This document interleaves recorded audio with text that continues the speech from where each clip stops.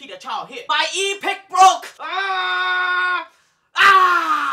Anyway, if you watched last week's video, you know that I asked all the Chow fans in the Chow Nation to ask me all the relationship questions that they want to by email me at askpeterchow@gmail.com or on Twitter with the hashtag AskPeterChow. So right now, it's time for Ask Peter Chow! I was wondering if you have a girlfriend that's on her period and she's on her mood swing, what is the best way to comfort her? When the girl is on that period, it can be quite dangerous because she can be one of two things. Number one, she could be mopey as hair, which means it doesn't matter what you do or say, she's not going to feel any better. Or number two, she's a wild animal beast that is on an unreached warpath. My advice to you is when she is on her period, you only talk when you are talked to. And sometimes it would even be more wise just to shut the fuck up. You never know what she is going to be doing. Dare you for no reason just lose her shit over something so small and so insignificant, or she could end up even punching you right in the face. But honestly, comforting is not really necessary. You know why? Because periods pass, moods passes,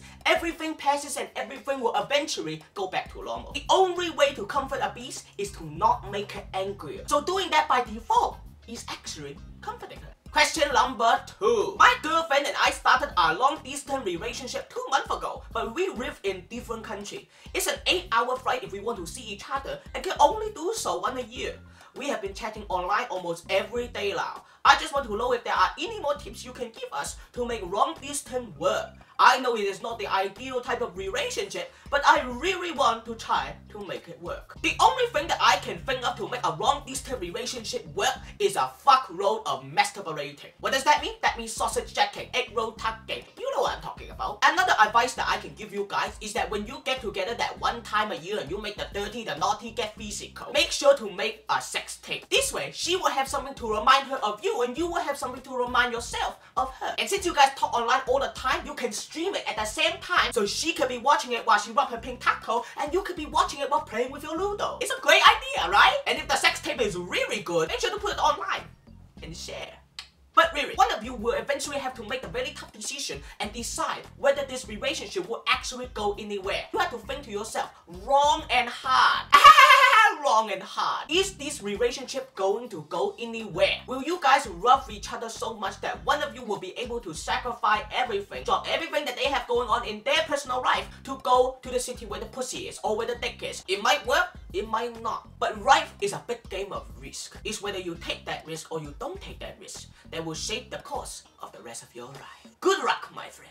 Question number 3 is from Twitter. You can ask your questions on Twitter also by following me at PyroBooby and using the hashtag AskPeterChow. My fiance and I are moving into our first house next week. Should I let her decorate or get my 2 cents in? I think most girls know enough about interior decoration that they don't really need that much input from the man. So the man usually just sit back, watch TV, hang out with his friends, and just let the girl go to town. With that said, both of you have to find a common ground. You cannot let the girl go crazy and paint all the walls pink and put a Hello Kitty everywhere. The house has to reflect both of your personalities instead of just one. Question number 4. How can I get my girlfriend to understand that if I absolutely have to go shopping with her, then she should also agree to do things that I enjoy? Like anal. Well, motherfucker, unfortunately, being forced to go shopping with your girl is not really the same thing as her letting you stick your bamboo when the sun don't shine. I can see if you are forced to go shopping with her and she let you hang out with your guy friends and do your guy shit,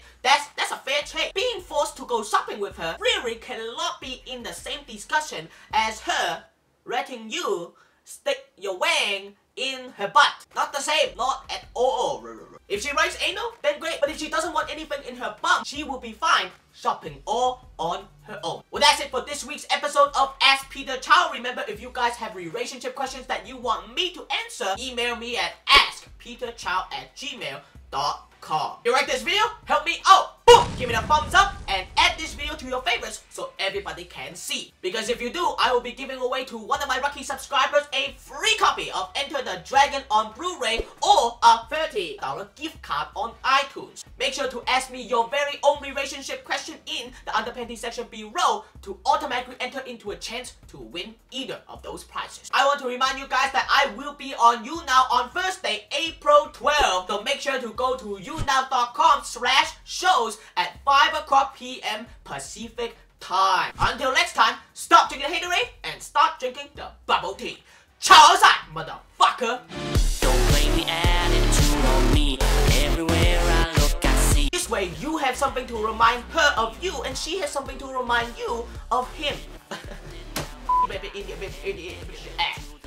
This way, you have something to remind you of her, and she has something to remind him of you.